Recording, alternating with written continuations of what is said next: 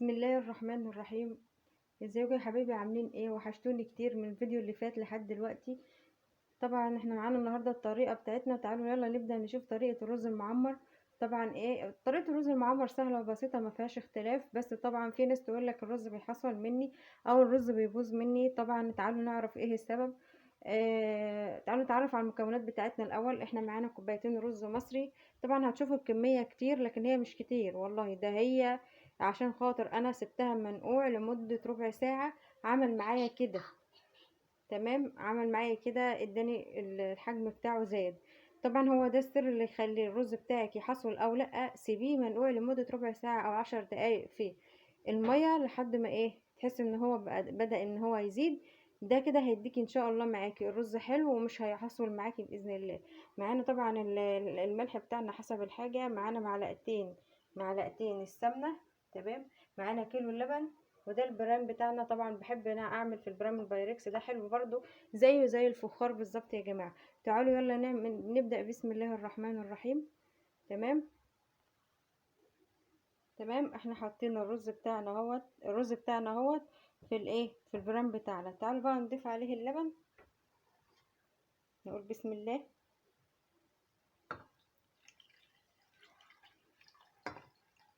طبعا هتضيفي اللبن، هتحطي اللبن. طبعا الرز بيحتاج كميه من اللبن كتير، فحتى لو انت زودتي حطي وما تخافيش، مش هيحصل حاجه. اوكي، حطي ما تخافيش. الرز المعمر بيحب اللبن كتير، مش كتير قوي برضه عشان ما يعجنش منك. على حسب البرام او حسب البرام الفخار او البرام اللي انت هتعملي فيه الحاجة اللي هتعملي فيها. تمام. اوكي، تعالوا نحط كمان شوية. تمام، حلو قوي كده. تعالوا بقى نحط الملح بتاعنا. اوكي، نحط شوية كمان.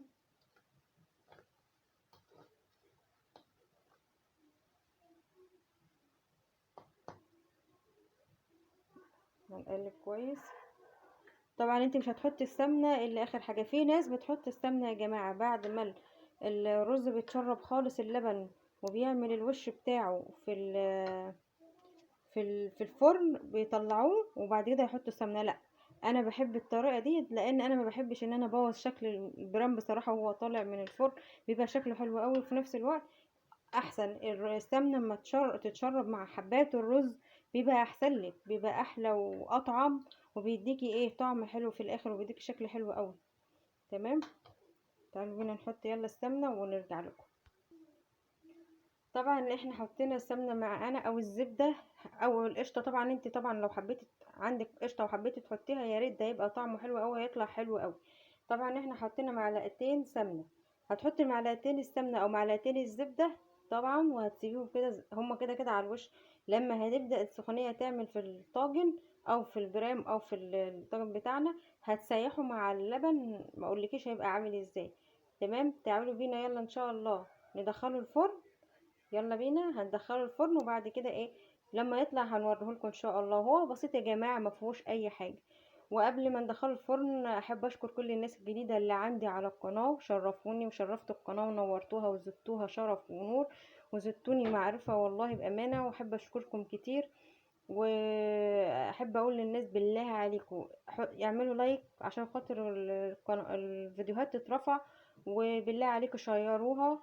واللي عنده اي تعليقات حلوة او كده يا جماعة، انا بقبل اي تعليق والله، سواء كده ولا كده. وانتوا اخواتي واكيد شايفين الاحسن والكلام ده. واللي عنده وصفات حابين ان احنا نجربها قولولي عليها واحنا نجربها ونعملها مع بعض ان شاء الله.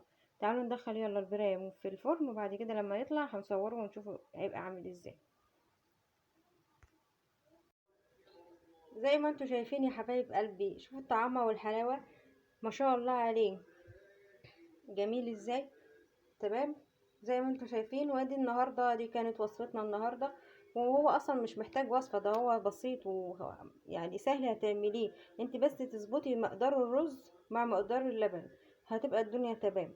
وهتلاقي ان هو واعملي زي ما انا قلتلك. طبعا حطي الرز نقعيه من قبلها بشويه، من 10 دقايق، عشان يبقى معاكي ويبقى طري وما يحصلش معاكي. وزي ما احنا شايفين الحلاوه والجمال ده ما شاء الله.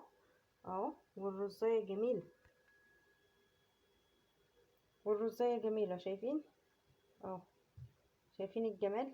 شوفوا الرز ما شاء الله مفلفل ازاي اهو يا جماعه، الرز مفلفل ما شاء الله، وعشان البخار مش جاي كويس اهو. شايفين الجمال، شايفين الرزايه حلوه ازاي ومفلفله، ما شاء الله عليه جميل.